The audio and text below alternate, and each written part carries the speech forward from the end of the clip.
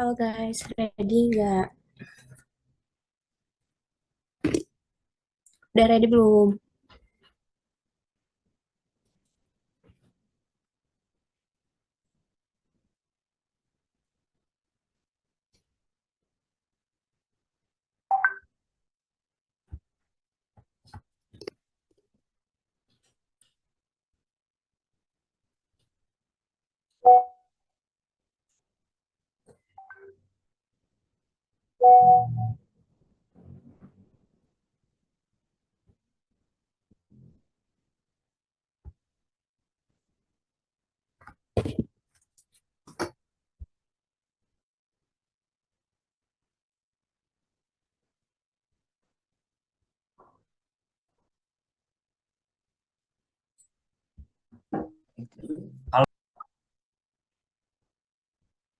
Halo, udah ready belum semuanya?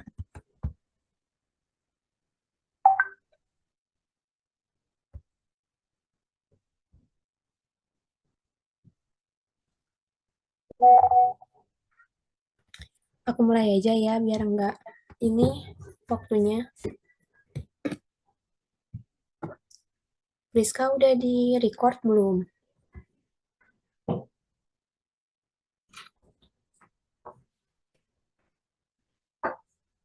Bentar.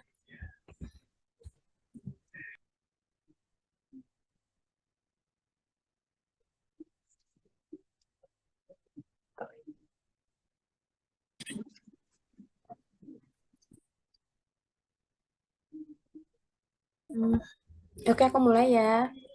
Assalamualaikum warahmatullahi wabarakatuh. Hello everyone, good night. Thank you so much for coming today. I am Steve Raida and my friend Rizka Amelia. As you all know, my topic for today is type of academic writing. eh Boleh dilanjut nggak, please?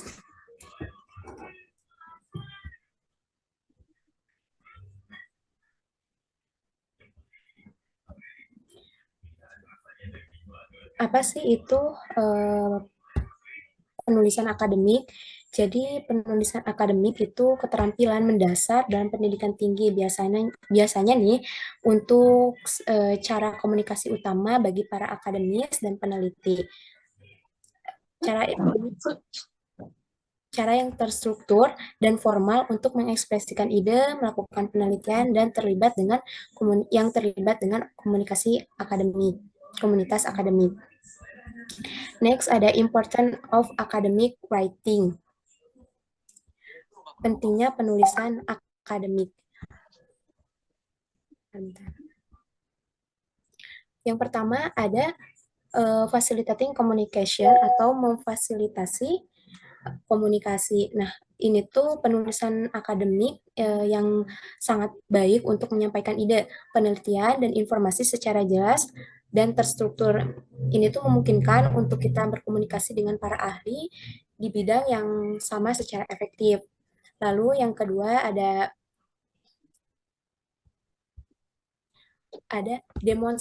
demonstrates understanding of knowledge atau menunjukkan pemahaman terhadap pengetahuan.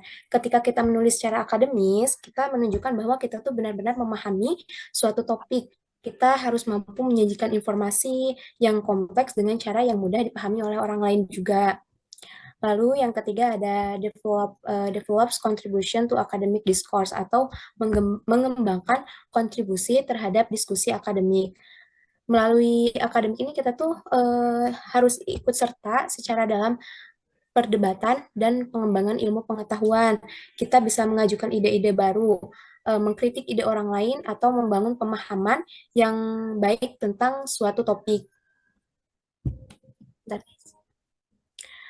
Lalu yang keempat ada critical thinking skill atau keterampilan berpikir kritis. Sama seperti pada umumnya berpikir kritis, kita harus menganalisis informasi atau mengevaluasi argumen dan menyusun ide-ide kita secara logis untuk bisa mendapatkan atau untuk bisa memasuki jenis type of tipe of academic writing. Next.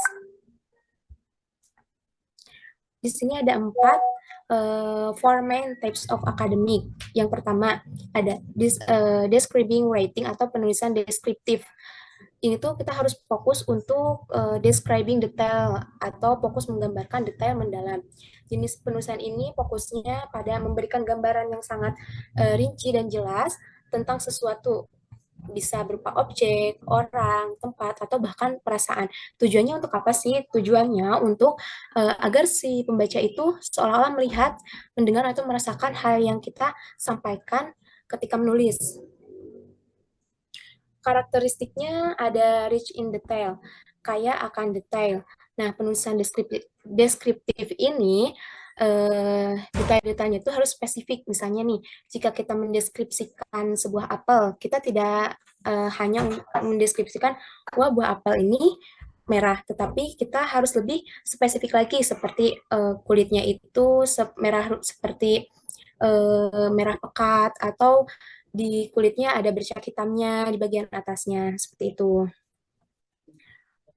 Lalu ada objective observation atau observasi objektif. Nah, penulisan ini berusaha untuk memberikan gambaran yang seakurat mungkin berdasarkan apa yang sebenarnya dia lihat, dia dengar, atau dia rasakan. Tapi tidak boleh melebihi opini atau perasaan pribadi yang berlebihan ya. Lalu ada di next ya. Oh, belum. Sorry. Lalu ada logika organization atau organisasi yang logis. Detail ini disajikannya harus disusun secara logis dan teratur. Misalnya nih, kita jika mendeskripsikan sebuah ruangan, kita bisa mulai dari pintu masuk, kemudian menjelaskan bagian kiri, kanan, dan akhirnya di bagian belakang ada apa aja. Misalnya ada meja makan atau ada ruangan gudang, misalnya gitu.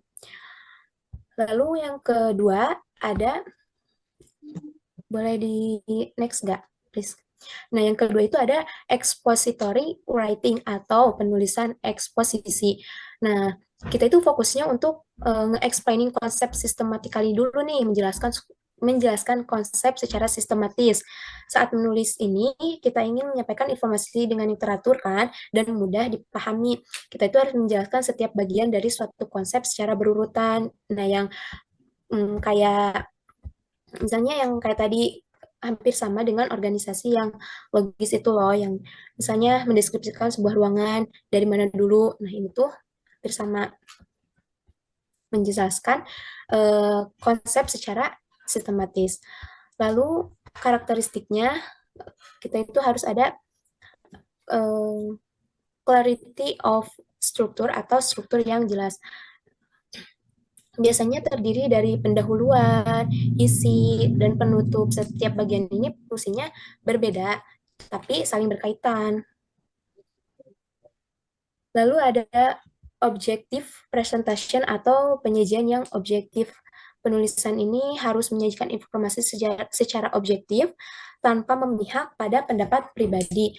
Fakta dan datanya itu yang kita gunakan harus akurat dan bisa diandalkan. Contohnya, penjelasan contohnya kan di awal ada, sorry. Ini malah lemot banget. Di sini ada contohnya, example original sentence kan. Nah, the process of photosynthesis is important for plants. Itu original sentence. Itu hanya menyampaikan fakta bahwa fotosintesis ini penting, tapi tidak menjelaskan mengapa. Emang mengapa sih penting fotosintesis? Nah, menjelaskan kembali bahwa photosynthesis, a physiological process, enables plants to convert sunlight into energy through a series of complex biochemical reaction. This energy is essential for the plant's growth, development, and overall survival. Jadi yang ketika sudah di akan menjelaskan bahwa yang lebih detail tentang apa itu fotosintesis dan mengapa sih proses ini penting bagi tumbuhan. Untuk contoh pengaplikasiannya biasanya dalam kehidupan sehari-hari atau research paper atau textbook dan esai. Mengingatkan kepada editorus dan juga teman-teman yang ada di PDI Perjuangan ketika ada saran, ada pendapat untuk kita tahu. Rizka boleh next gak?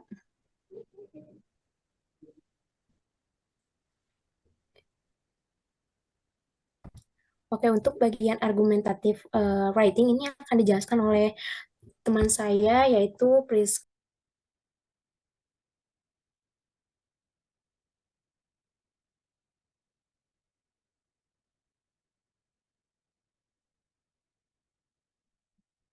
Fokus. Nah, tujuan utama dari tulisan argumentatif ini adalah untuk meyakinkan pembaca dengan memberikan argumen-argumen yang kuat. Kemudian, poin yang B ada karakteristik. Clear thesis statement atau tesis yang jelas.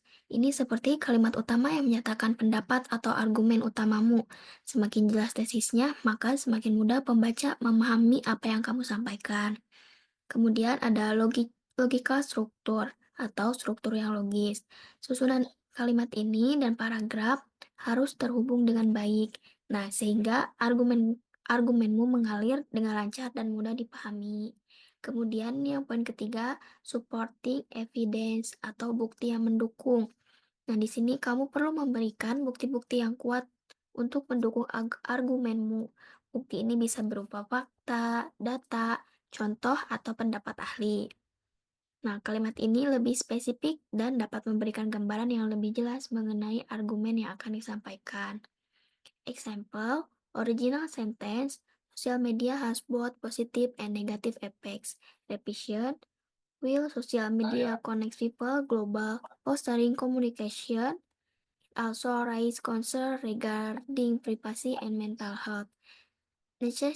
Necessitation a nuanced examination of its impact. Application, debate, positive, papers. Kemudian yang keempat ada analytical writing atau tulisan analitis. Fokus, analyzing, fokus. Tujuan utama dari tulisan analisis adalah menganalisis dan menafsirkan informasi. Kemudian yang poin yang kedua ada karakter. In-depth analisis karakter terdiri dari 3 poin. Poin pertama itu in-depth analysis atau analisis mendalam. Kamu tidak hanya sekedar membaca atau melihat informasi, tetapi juga menggali lebih dalam untuk memahami makna di balik informasi tersebut. Ini seperti mencari tahu alasan di balik suatu kejadian. Kemudian poin yang kedua, critical evaluation atau evaluasi kritis. Nah, di sini kamu akan menilai informasi tersebut secara kritis, membandingkannya dengan informasi lain, dan menentukan apakah informasi tersebut akurat, relevan, dan dapat dipercaya. Kemudian poin yang ketiga, sintesis atau sintesis ide-ide kompleks. Kamu akan menggabungkan berbagai ide yang kompleks menjadi sebuah kesimpulan yang koheren. Ini seperti menyusun sebuah cerita dari beberapa potongan puzzle. Contoh, original sentence. The open use metaphors to convey the speaker emotion. Repetition. Through the strategies use of metaphors, the poem not only convey the speaker emotion, but also invites reader to explore nuance, layer of meaning, and symbolism.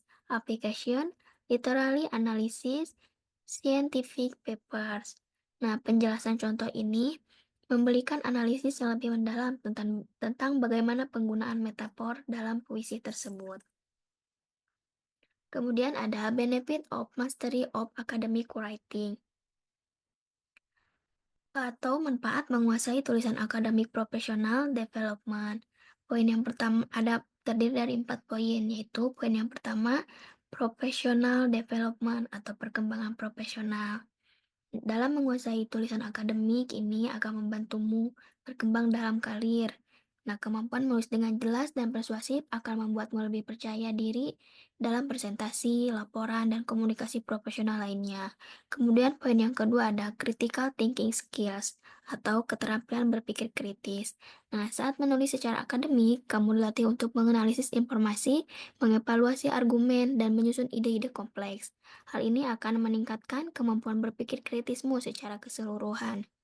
Kemudian yang ketiga ada contribution to knowledge atau kontribusi terhadap pengetahuan.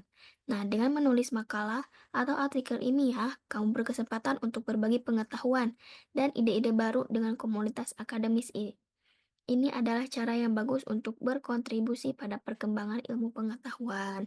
Kemudian poin yang keempat ada academic and professional success atau kesuksesan akademik dan profesional. Nah, kemampuan dalam menulis akademik yang baik ini adalah kunci untuk meraih kesuksesan di dunia akademik maupun profesional. Baik itu menulis tugas baik itu menulis tugas akhir, artikel jurnal, atau proposal penelitian. Nah, kemampuan ini akan sangat berharga bagi kamu yang akan melakukan ke jenjang sekolah yang lebih tinggi lagi.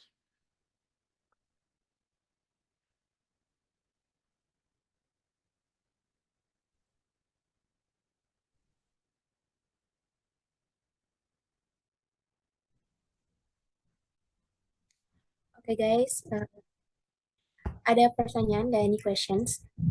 Ada pertanyaan? Boleh agak dipercepat ya, soalnya waktunya kan cuma 45 menit, takutnya nanti kehabisan sebelum sesinya berakhir. Oke, boleh Kak Fernan pertanyaannya. Saya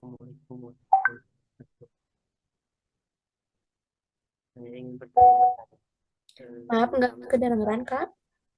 Kedengeran ya Kak? Sebentar Kak. Ya, nggak kedengeran. Boleh dikencengin lagi nggak suaranya?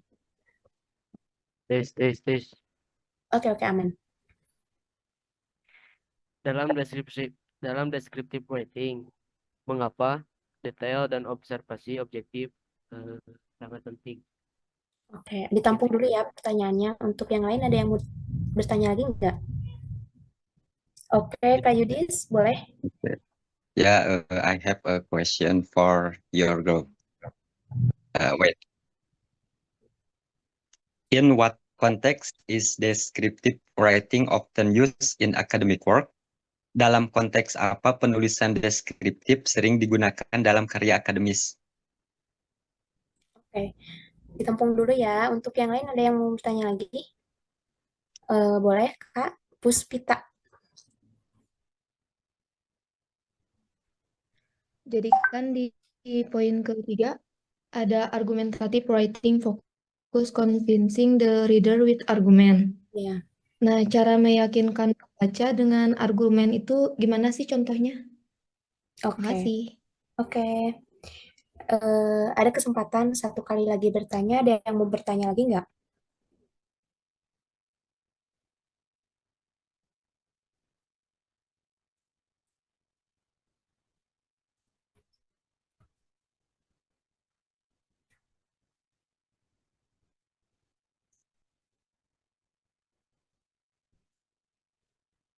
Eh, udah ya, cuma 3 orang.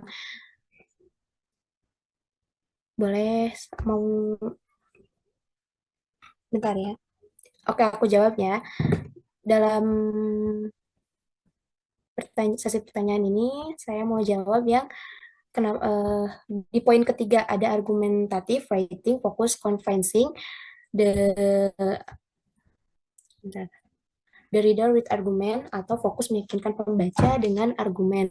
Cara meyakinkannya tuh gimana sih? Contohnya tuh kita harus ada mulai dengan pernyataan tesis yang jelas dulu.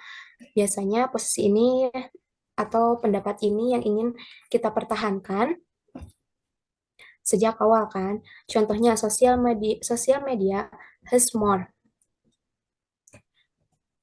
Social media has more benefits than drawbacks for modern communications.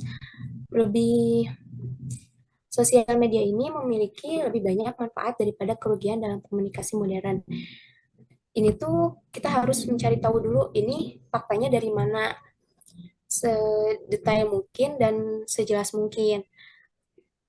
Lalu ada gunakan bukti pendukung yang kuat, fakta, data, statistik, kutipan ahli, atau contoh nyata yang relevan harus disampaikan. Lalu yang ketiga ada gunakan logika yang rasional. Jelaskan argumen kita dengan alur pemikiran yang masuk akal dan terorganisir atau agar bisa dipahami oleh orang lain juga. Lalu ada yang keempat, antisipasi argumen lawan atau counter argumen. Tunjukkan bahwa kita memahami pandangan lain, lalu bantah dengan argumen yang jelas dan yang lebih kuat. Yang kelima ada gunakan gaya bahasa persuasif. Pilih kata-kata yang membangkitkan emosi positif tanpa memihak siapapun. Yang keenam ada ajak pembaca untuk bertindak atau berpikir kritis. Akhiri dengan pernyataan yang mendorong agar pembaca juga ikut untuk berpikir ulang atau mengambil langkah tertentu. Jadi untuk untuk bentar aku lupa pertanyaannya. Untuk agar kita tahu bagaimana cara meyakinkannya tuh, yaitu harus ada beberapa poin yang termasuk dalam teks itu agar si pembaca bisa merasa teryakinnya oleh tulisan atau argumen kita.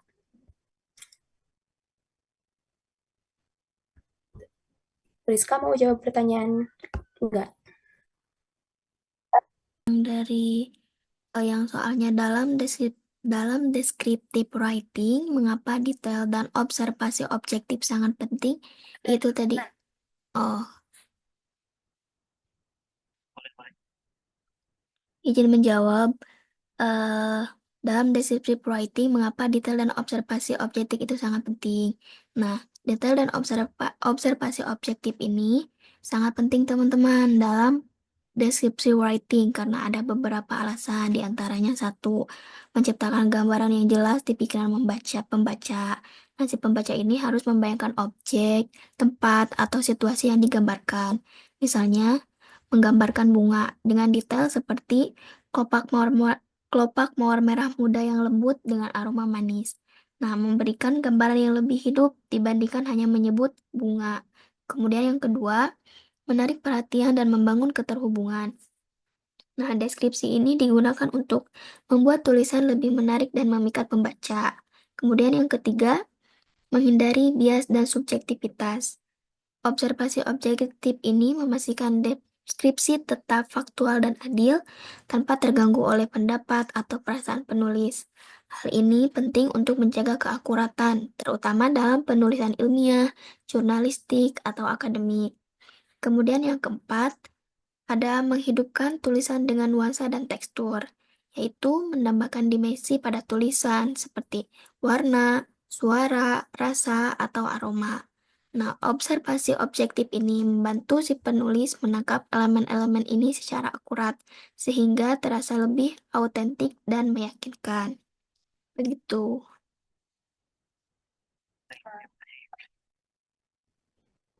Baik, terima kasih. Oh iya, Cukup, kita cukup. belum sama jawaban pertanyaannya. Sudah, makasih ya. Oke. Fernand gimana? Udah terjawab? Aman. Makasih ya. Oke, aku mau jawab pertanyaan dari Yudis dulu ya. In what context in descriptive writing often used in academic work? Dalam konteks apa descriptive writing sering digunakan dalam pekerjaan akademik? Jawabannya itu ada misalnya laporan penelitian yang biasanya itu sering digunakan menggambarkan data, hasil eksperimen, atau objek penelitian secara rinci untuk memberikan gambaran yang jelas tentang apa yang telah diamatinya. Yang kedua ada deskripsi konsep atau teori.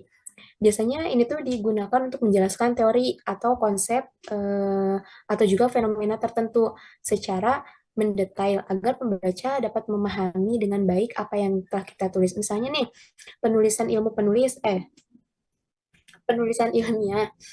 Penulis mungkin perlu menggambarkan dengan jelas proses-proses ilmiahnya, eksperimennya, atau objek yang menjadi fokus kajian agar kita bisa paham dengan tulisan si penulis tersebut.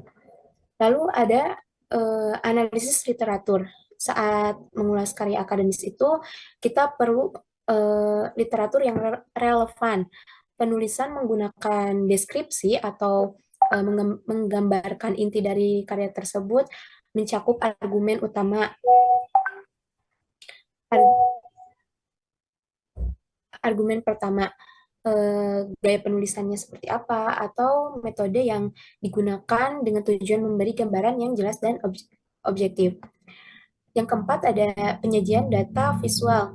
Deskripsi ini digunakan untuk menjelaskan data dalam bentuk grafik, tabel, atau gambar. Penulisannya itu menjelaskan apa sih yang dapat kita lihat dalam data tersebut. Terus untuk apa sih pembaca memahami atau memahami temuan atau perbandingan yang disajikan tersebut. Lalu yang kelima ada observasi lapangan. Kita juga perlu loh melibatkan observasi lapangan atau studi kasus. Descriptive writing ini digunakan juga untuk menggambarkan secara rinci kondisi atau situasi yang diamati, baik itu dalam ilmu sosial, antropologi, atau psikologi. Gimana? Yudi sudah kejawab belum pertanyaannya?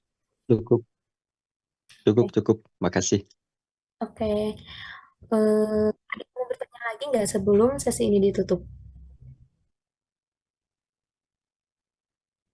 Nggak ada ya. Untuk menutup sesi kali ini, aku lupa bahwa hari ini belum kuis ini ya, vocab. Kita kuis vocab dulu ya.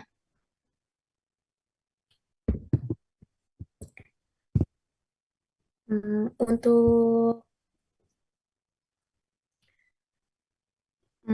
bahasa Indonesianya, disinsentif. Ada yang bisa jawab? Disinsentif. Penghambat. Ya. Terus engagement. Keterlibatan. Ada kalau bahasa Inggrisnya dorongan.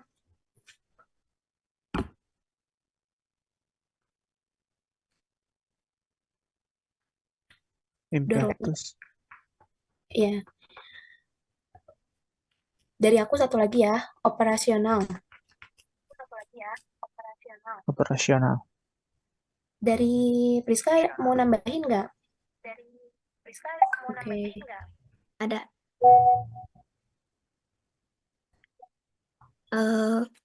Bahasa Indonesianya reputation. Penyangkalan.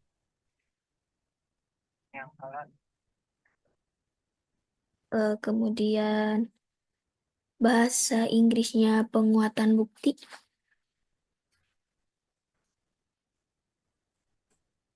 Corroboration. Tuh. Satu lagi ya. Bahasa Inggrisnya kemungkinan dibuktikan salah.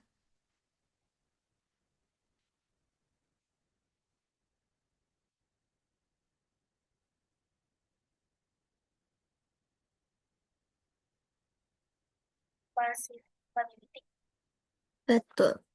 Cukup. Terima kasih ya Priska. Sesi kita hari ini cukupkan sekian ya. Mohon maaf apabila penjelasan atau presentasi dari kami kurang memahami, nanti boleh ditanyain lagi. Kurang lebihnya saya Sting Laida dan teman saya Priska Amelia mohon maaf dan undur diri. Terima kasih. Wassalamualaikum warahmatullahi Warahmatullahi wabarakatuh.